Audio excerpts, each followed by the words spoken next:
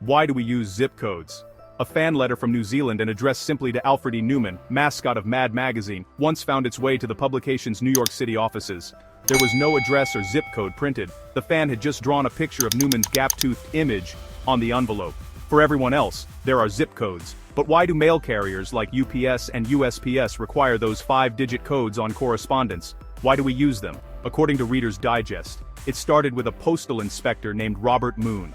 In 1943, Moon had the idea for a postal zone system that could better sort mail given the staffing shortages created by World War II and increasing reliance on airmail instead of the hand sorting that took place on rail cars.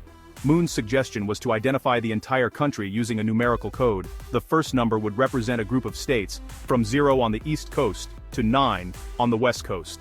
The second and third numbers identified the specific mail sorting facility the letter would go to. Later, the USPS added 2 more numbers to track which post office handled the mail.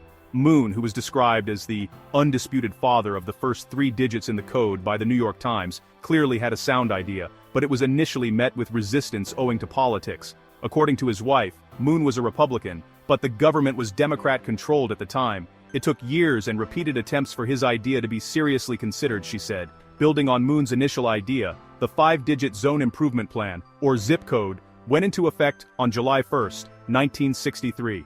People weren't necessarily enthusiastic about this more efficient system, with some complaining that it was yet another number to remember in addition to their social security and telephone numbers.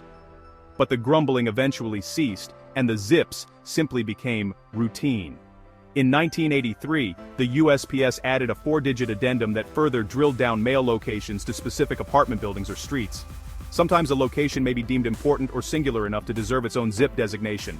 The White House, for example, has its own zip, 20006, so do some major universities. Zips are also highly coveted in the retail industry, where cashiers often solicit a customer's zip in order to find out more personal information, like a mailing address to send flyers, using a name and postal code. Zips are also sometimes used to confirm a person's identity before using a credit card, the theory being that a thief wouldn't know it offhand.